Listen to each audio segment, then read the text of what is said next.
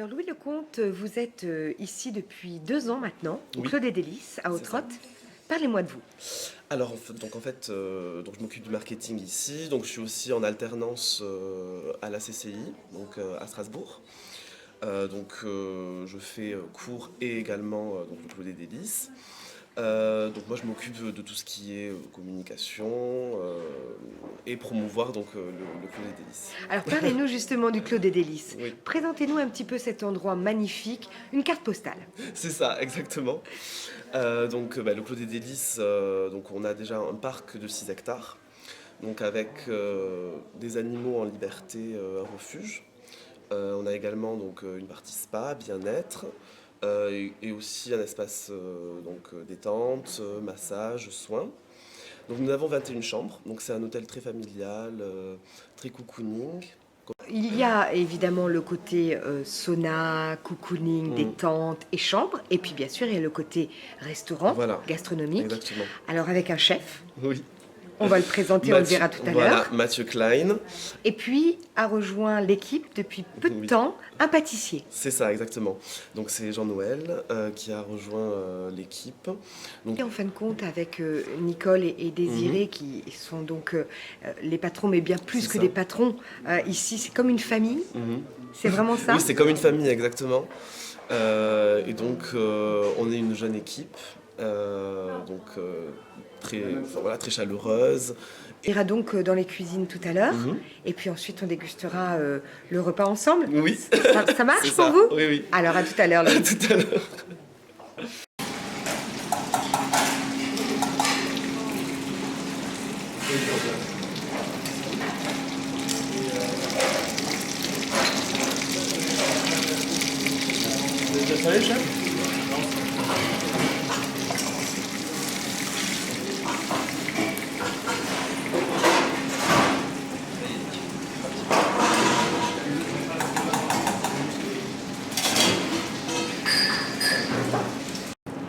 Bonsoir, Jean-Noël. Bonsoir.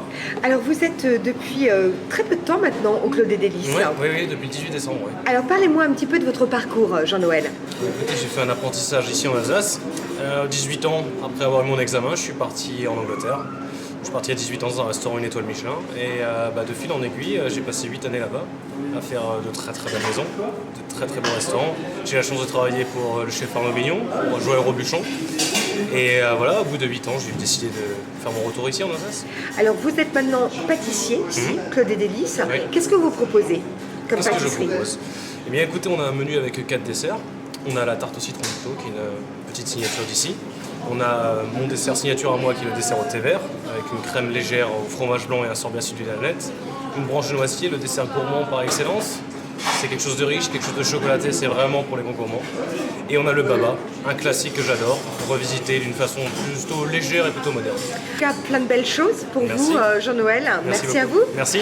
On va aller goûter votre dessert tout à Ah l'heure. oui, avec plaisir. À tout à l'heure. À tout à l'heure. Bonjour Mathieu. Bonjour Isabelle. Vous êtes le chef des cuisines du Clos des Délices Voilà, ça à Ottrott. fait déjà 6 ans maintenant, Waouh, ça passe vite. Hein. ça passe très vite. Qu'est-ce que vous proposez comme cuisine ici? Ici, on est une équipe assez jeune, donc je dirais une cuisine jeune, inventive. On reste très en rapport à la saison, on est une cuisine très créative et c'est vrai qu'on a du twist dans notre cuisine et on est assez inventif, créatif je dirais. Alors ce soir vous nous proposez quoi? Je crois qu'il y aura des gambas au repas. Donc là vous avez une petite prémisse du printemps, donc on est sur un plat test, vous avez de la chance. On a les premières asperges blanches de Gironde et on a de la gambasse Cameron en croûte de pain. Alors comment on réalise ce genre de recette hein? Donc comment on réalise? Donc c'est très simple, hein. Donc là on est sur une asperge qui a été préalablement cuite à l'eau. Petite technique de la grand-mère, je cuis toujours dans une eau salée, sucrée, et je mets toujours un morceau de pain dans l'eau qui va récupérer l'amertume de l'asperge. Après la gambasse Cameron, c'est très simple, hein. Voilà, c'est cette belle bête. Waouh. Donc on la décortique, on enlève les intestins, et après je la roule dans du pain de mie, dans de la baguette. Je fais un petit habit de pain. On va mettre une feuille d'ail des ours qui reste aussi printanier. Donc ça va vous apporter du goût à votre gambasse. Petit copeau de champignons, des asperges en meunière. Et vu qu'on est sur l'agrume, donc On a un gel d'agrumes, une sauce maltaise qui est une hollandaise dérivée à l'orange, et on a un petit verre de pourpier et d'agrumes. Et donc là, on installe le tout. Et là, je vais tout vous installer, vous allez pouvoir déguster. On dresse l'assiette. On vous suit, Mathieu. Super.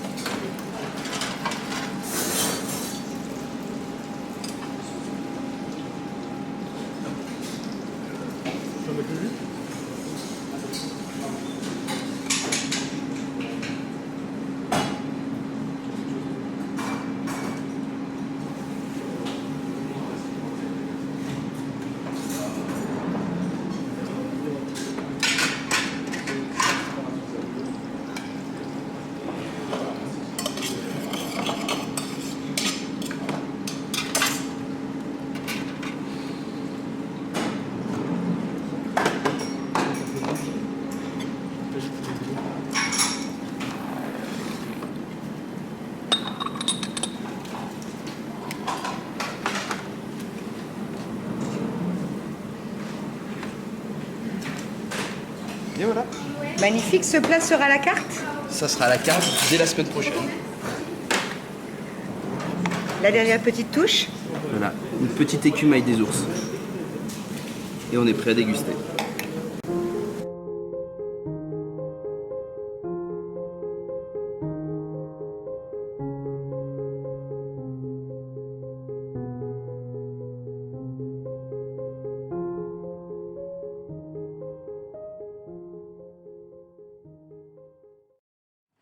Mathieu, on a dégusté cette magnifique gambas. On passe au prochain plat. Qu'est-ce que vous nous proposez? Alors là, c'est un peu notre best-seller. C'est un riz vénéré, vieux jaune, couteau. Et dans le riz vénéré, on va mettre des petits coquillages, chorizo, piquillos. On va monter ça comme un riz, risotto. Alors, riz vénéré, c'est quoi? Alors c'est un riz noir. C'est D'accord. un riz noir. C'est pas un riz qui a été teinté à l'encre de sèche. Il est noir naturellement. D'accord. C'est un riz italien. Ok. On l'appelle riz vénéré et il est noir naturellement. Donc là, j'ai mis, c'est un riz qui a été trempé pendant 2 jours dans l'eau. On l'a cuit pendant 1 heure, gentiment, lentement, pour pas casser le grain. Et là, maintenant, on l'a remis en température avec un petit bouillon de légumes. On va rajouter notre céleri cru pour le croquant, pour la fraîcheur, un peu de piquillos, un peu de chorizo pour la puissance, des coquillages également, dernier moment, pour qu'ils n'aient pas une surcuisson. Et là, une fois tous nos éléments sont chauds, on met le beurre hors du feu, un peu de parmesan, et on va monter tout ça hors du feu. Le goût du riz est le même que ce que l'on connaît comme... Vous verrez, c'est un peu plus sauvage, c'est un peu plus... Moi j'aime bien, il y a une typicité comme ça, c'est vraiment ce côté un peu brut, nature du riz, j'apprécie énormément. Et donc là, on a un vieux jaune de ligne qui a été préalablement salé pendant 15 minutes au gros sel. On le rince et après, gentiment au beurre, un peu d'ail, un peu de thym. Et toujours en dehors du feu. Alors ce que je fais, c'est que je mets toujours une partie de ma poêle sur le feu pour emmagasiner la chaleur. Et pour pas agresser le poisson, pour qu'il n'y ait pas une surcuisson, je le mets toujours en dehors. Puis il va cuire gentiment, il a été nourri avec ce petit beurre de cuisson. Donc là, on va passer Les gentiment. couteaux ensuite, ça Les sera... couteaux, ça va juste. Voilà. Donc on a un petit couteau, beurre d'escargot, je rappelle du chorizo. On va juste les passer sous la salamandre. Ils ont été déjà blanchis. Voilà. Les gratiner. Et là, pour rafraîchir un peu le plat, la capucine, les épinards, un peu d'aneth. Et on fait une petite focaccia au pain d'encre de sèche qu'on va saupoudrer dans l'assiette.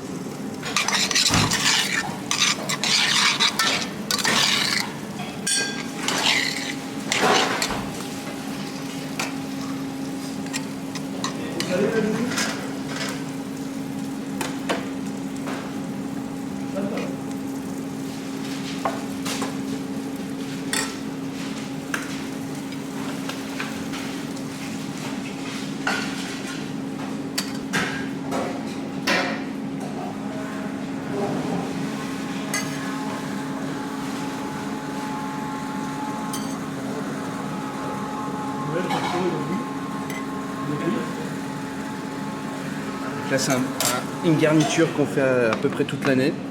C'est vrai que j'aime bien le coquillage, j'aime bien toujours un risotto, un riz vénéré ou un risotto de préco à la sarda. C'est vrai que j'aime bien toujours un petit peu le poisson un peu gourmand. Et ce Donc, plat fait partie également de la carte. Hein. Toujours. Et là, on a la petite écume.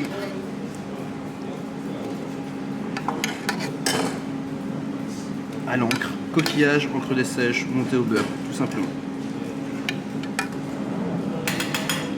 Et voilà. Il n'y a plus qu'à déguster si Il y j'ai a bien plus qu'à compris. Il n'y a plus qu'à.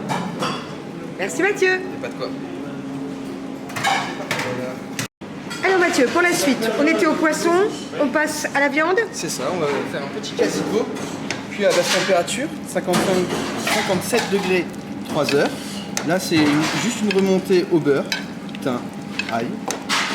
Là, on a des petites carottes de couleur au jus de carotte, un petit chou frisé, le chou cal, et le secret d'un bon plat de viande, un jus de veau fait maison, en 3 remouilles, la poitrine de veau, caramélisée 3 fois, déglacée 3 fois, pour récupérer un maximum de sucre.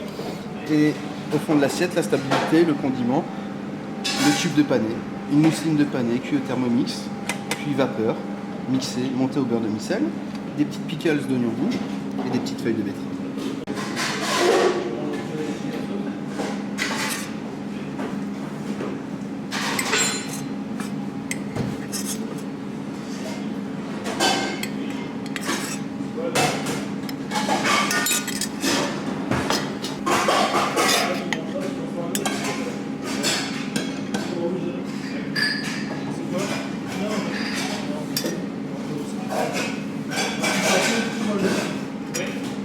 Tous ces plats, il fallait retrouver à la carte. Donc ça, c'est un plat qui est encore à la carte pendant 10 jours. Celui-là, il va nous quitter. C'est un plat que j'ai bien aimé, qui a bien marché cet hiver.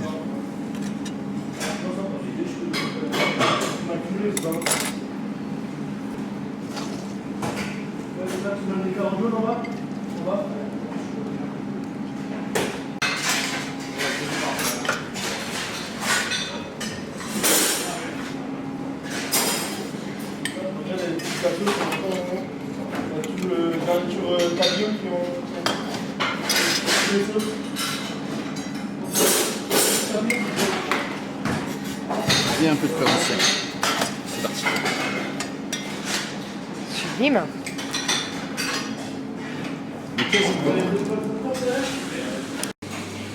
Alors Jean-Noël, on est au dessert et donc c'est votre partie à vous. C'est ça. c'est Qu'est-ce ma qu'on va partie à moi. déguster? C'est mon petit favori, le dessert au thé vert. Donc on a une crème prise au thé vert. La crème prise a été cuite à basse température pour justement pas faire mal au thé vert. On n'a pas passé plus haut 45 degrés, c'est une cuisson assez lente. À ça, on va rajouter un siphon de fromage blanc. Voilà. Le thé vert, c'est difficile Disons que c'est à pas cuisiner un petit peu. C'est pas vraiment difficile à cuisiner du moment qu'on respecte les températures, c'est juste au niveau de l'association des goûts. Et avec le fromage blanc, on va ramener l'onctuosité. Ça va pas faire mal au thé vert, ça va être relativement doux. Des petits éclats de meringue craquante qui ont été eux aussi imbibés de thé vert. À ça, on rajoute un sorbet citron vert net.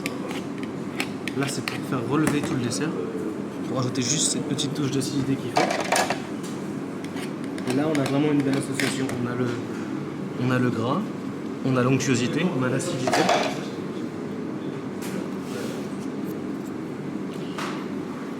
Tout ça bien balancé comme il faut. Et on va rajouter quelques petites pousses. C'est vraiment le dessert léger, c'est le dessert facile à manger après le repas. Alors dites-moi Jean-Noël, pourquoi le thé vert? Parce que je suis un très très grand fan de la culture asiatique et je suis un très grand consommateur de thé vert et pour moi c'était quelque chose qu'il fallait que je fasse. C'était un dessert qui met en hommage ce produit si noble. Et voilà. Et là, alors ça c'est la petite surprise. C'est ça. C'est le dessert à C'est partager. le dessert à partager. Le dessert gourmand. Alors, on va commencer par faire l'assiette.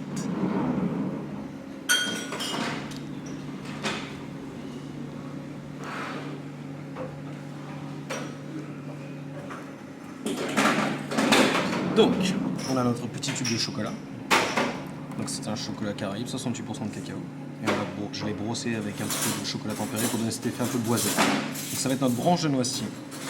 Ici, on a un crémeux au gianduja. Donc c'est un praliné à base de noisettes. Un praliné très très riche, très gourmand. Juste l'obturer comme il faut. À l'intérieur, je vais mettre un petit crumble à la noisette. des petits chouchous, petites noisettes caramélisées, une sauce caramel salé.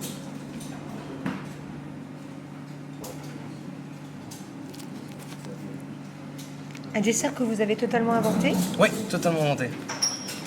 Ça, c'est pour moi, il faut cette notion de dessert gourmand. Je suis d'accord pour les desserts légers, pour les desserts moins sucrés, mais il faut quand même le dessert gourmand, je pense. Et celui-là, Et le chocolat, et celui-là, ça il marche me- à chaque fois. Il hein. me correspond très bien. Voilà.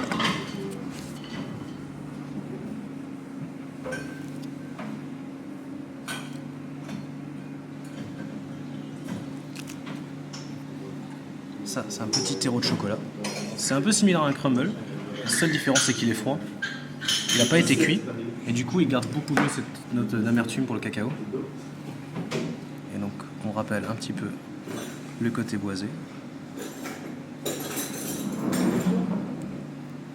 Une véritable œuvre d'art. hein. Et voilà. Et comment vous l'avez intitulé ce La dessert? branche de noisetier. Tout simplement. Pourquoi faire compliqué quand on peut faire simple? Merci Jean-Noël. De rien, bon appétit.